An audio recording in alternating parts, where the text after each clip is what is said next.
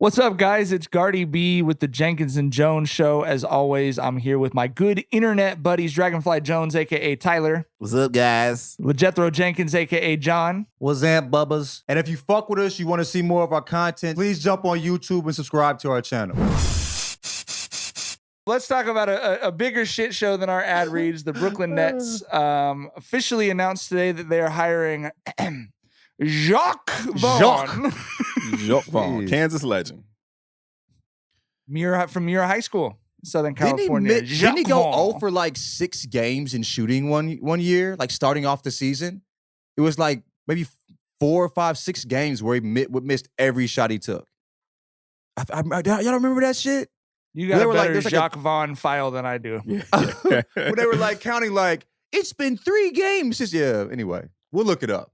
You're with basketball knowledge and Tyler with music knowledge, to where y'all will bring stuff up and I just sort of like put my fucking chin on my hand and look at y'all like, look at your brains. I don't have the memory for any of that shit, bro.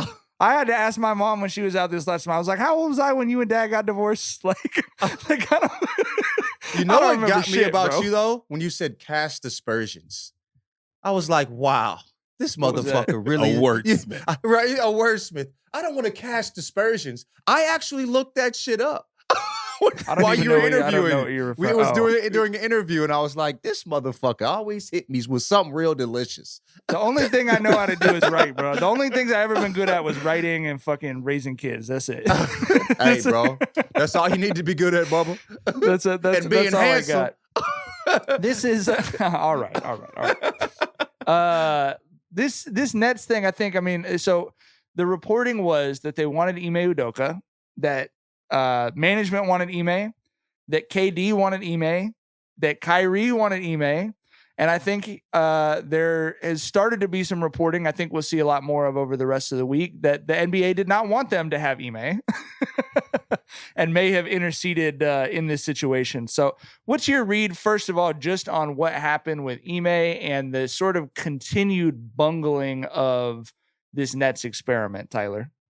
Like we discussed when the news first broke, Joe Tsai went on that whole, I'm taking the keys back, from these guys. He went on that whole little run last summer where he, just wanted to, publicly show that this was his franchise and he's running it now. KD and Kyrie don't have the keys anymore. But then he went and hired Ime. And I was like, okay, yeah, you took the keys back from the guys, but you're still a prisoner to this experiment if you're willing to hire Ime, right? A guy who's currently under investigation for sexual misconduct, So seeing that they're going with Jacque Vaughn, that they named interim, coach Jacque Vaughn, their official head coach, it feels like they're probably done with the KD Kyrie experiment. I mean, but by all measures, I think Kyrie, it probably comes back. We got the apology from him. They said the meeting with Adam Silver went great. You mean comes back this season? Yeah. Right. Not next year.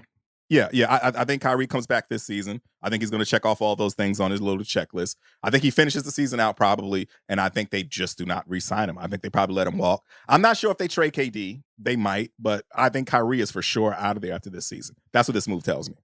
I mean, getting rid of Kyrie and just KD being there with Jacque Vaughn as a coach, I don't know if KD, that's what he signed up for. I think, he tries to get the fuck out of there. You know what I'm saying? Maybe pulls the same thing he did last year, but successfully. Doesn't go back on it. I think the reason he stayed was because they said Steve Nash will be out of there, and I'm thinking he'll get a real coach.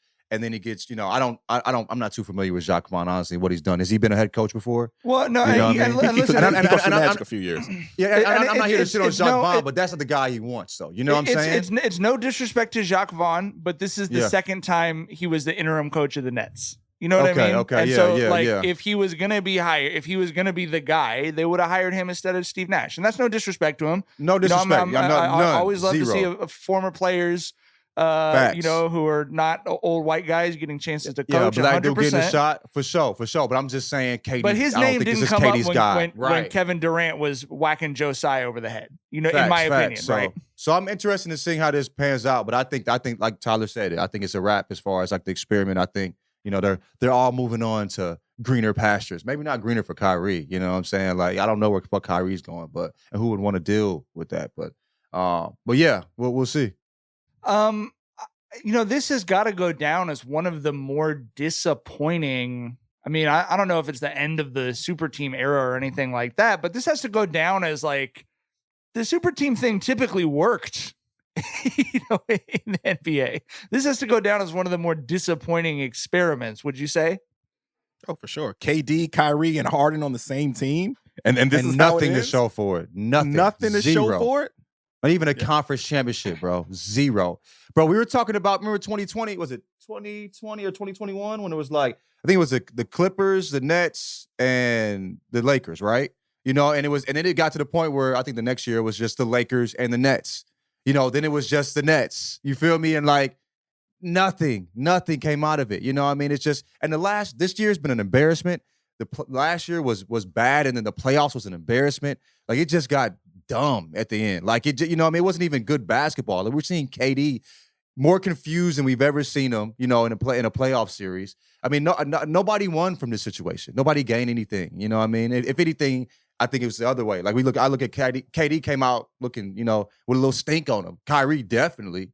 You know what I'm saying? I think nobody really gained anything from this experiment. And it was supposed to be the exact opposite. I thought they'd at least get 2 chips, at least minimum. You know what I'm saying?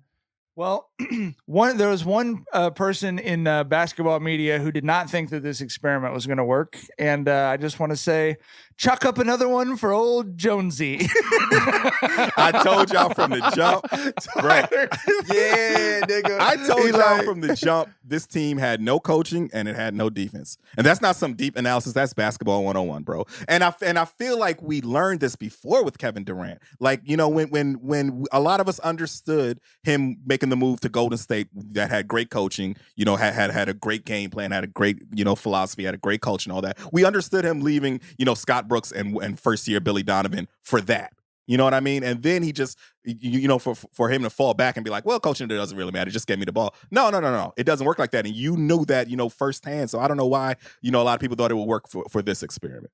I mean, for me, it seemed like I didn't know Steve Nash would be such a stinker, being that he was in he was working with KD and all the guards, closely. And I remember like when they lost to the Raptors, Steve Nash was right next to us watching the game because he was working with all those guards. You know what I'm saying? He didn't pick up anything being around Kerr and them for so long. You know what I mean? Like, and so that, like, the sets they have are like, with the elevator shit and all that, like, it's been beautiful to watch them play basketball. And it's a totally different game he chose to run, or system he chose to run when he went to the Nets, which was odd. And then, him playing with Kyrie, I thought it'd be good. Harden at it, I thought it'd be good. You know what I'm saying? But yeah, like, you need a coach minimally, and there was just no coaching.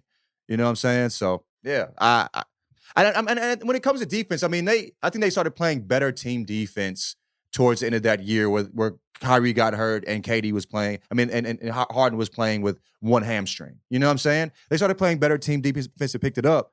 But yeah, the offensive sets is what really, I think, really where they struggled a lot. You know what I'm saying? Left a lot to be desired.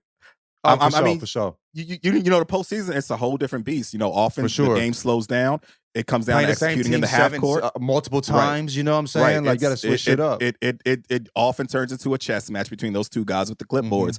And Steve Nash was out there playing checkers on that motherfucker. He was out there playing Pictionary with his clipboard. That nigga was playing Candyland on that motherfucker. Okay, you feel me? He was out here toying around, nigga. And these is real niggas out here, bro. He was doing math. He was trying to see if he could get Kevin Durant to like 50 minutes in a 48-minute game. You know what I mean? Right.